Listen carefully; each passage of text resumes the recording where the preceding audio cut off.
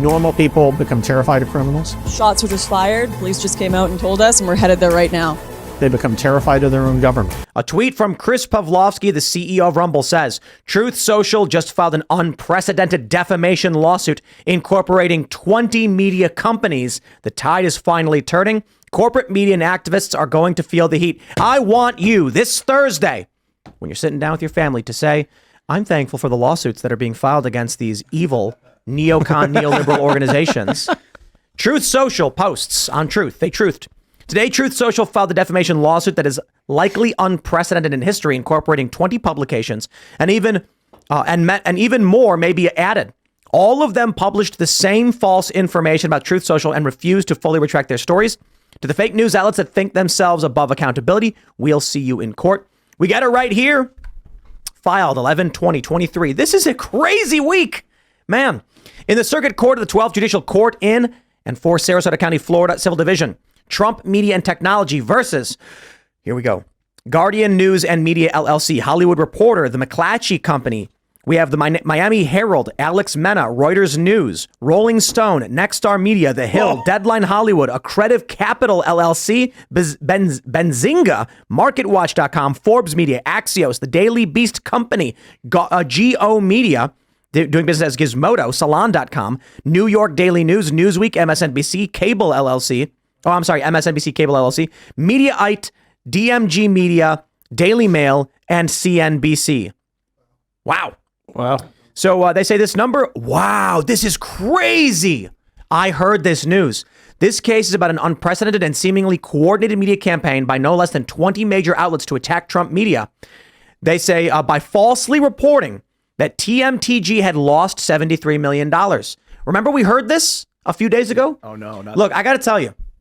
There's a lot of people who will be like, oh, why is, Timcast is talking about the story, but that story came out earlier in the day or came out yesterday. The reason is we fact check and verify things. This story came out. I read it and said, I'm not going anywhere near this story. Yeah. And turns out, once again, it was fake news. They say this number was an utter fabrication. Each defendant, in apparent coordination, reported the exact same false number within approximately 24 hours of one another, each citing to a Public Securities and Exchange Commission filing in which the mystery $73 million loss appears nowhere. Okay. Who started? Do you know who originated this? The fake news? No, who originated? Because it seems like it's one of those things. Because there's no real journalism. A lot of these sites or whatever is probably just one person started it. No. And then Rolling Stone's like, okay. But they're saying they all cited an SEC filing. Oh, so this is so. But no. But you're right. Someone but nobody probably checked on the actual and SEC so filing. Here's the big deal. Times v. Sullivan, the actual malice standard would require for this lawsuit to proceed, the news organizations had to know what they were printing was false. That's the actual malice standard. Now these companies are in a serious steaming pile of donkey-ish, if you know what I mean. They are going to have to argue when they cited the SEC document, they were unaware the number did not appear in it. Yeah. Admitting in court, we did not actually read anything we wrote. They're going to have to admit what everybody already knows, which is that they're not really journalists. They just are content creators, essentially. That they don't fact check. Yeah, they're just like, yeah, we don't. That's hilarious. I mean, I just saw it and I rewrote it. I don't know. I assumed it was true. I don't know. Yeah. Look, man. I mean, that's crazy. Let me give you an example. I hope they lose. There's this story about this kid in, I think it was Vegas, who got stomped to death by a bunch of kids. Yeah. And so one guy tweets, 15 black kids beat a white kid to death, and it's not being covered because of race, blah, blah, blah, and everyone picks it up. And so I watched the video, and sure enough, there's 6 kids, not 15. 2 of them are not black, 4 maybe, or maybe 3, we're not sure. And there's a lot more to the story than just this. People don't care about what they just keep retweeting the same thing over and over again. I stopped and I said, I'm not going to go anywhere near this. I mean, this is clearly not true. And I got to the point where so many people had published the fake news. I made a segment where I was just like, dude, this is fake news. Yeah. So yeah, he should not have been beaten to death. But this is the problem with the corporate press. They see a story and they say, roll with it. Here's the link. Not a single person read the SEC filing.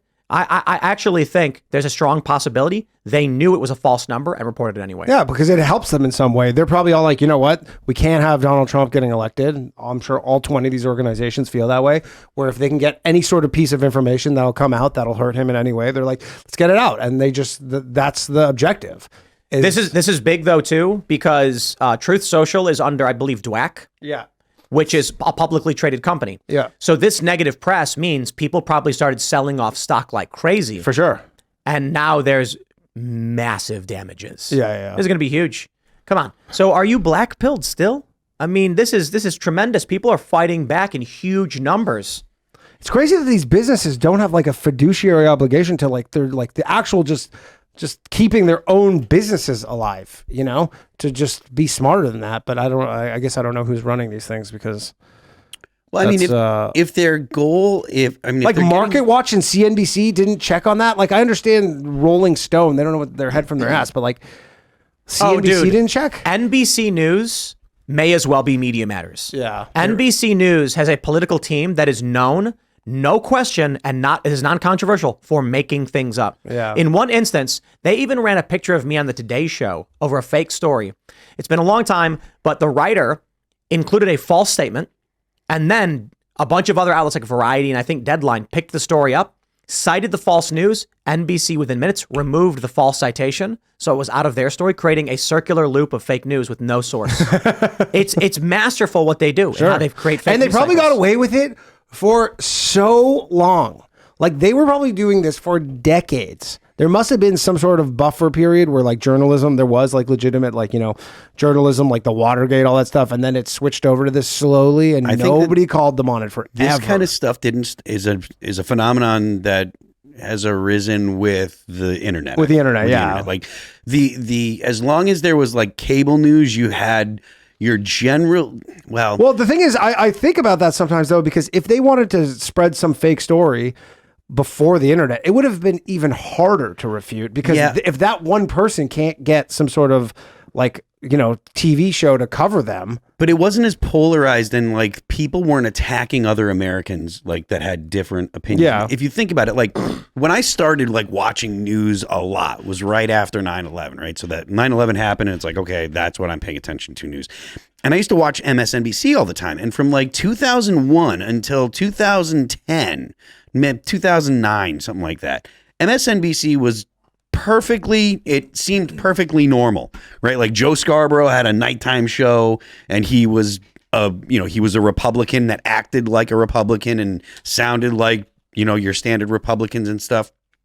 And it was in like 2010, 2011 when I stopped watching MSNBC because I just felt like it didn't have anything other than the progressive perspective. So I think that once the internet and once social media became so popular and you had your big tech companies starting to realize and make moves with the powerful, you know, products that they created, I think that's when it really started. So I think this all ties in with the whole social media and your cell phone. Yeah, probably with all the whole like getting clicks. I want to give people an example to understand why you never talk to the press. You may have heard about that famous Supreme Court justice who said, "Don't talk to cops." Well, don't talk to journalists either, for any reason. Now, you can talk to a journalist if they come from a publication that you know has honor and integrity and you're a fan of. That's totally fine. But any corporate mainstream press, avoid. A guy named Andrew Marantz. He is a scumbag. He is an evil, lying prick who writes fake stories for a living. Interviewed me several years ago. He took my quotes and manipulated them to change what I said. But his argument basically is, you literally said these words, didn't you? I can place them in any order I want. So he took two different quotes from like 30 minutes apart, put them next to each other to create a fake story.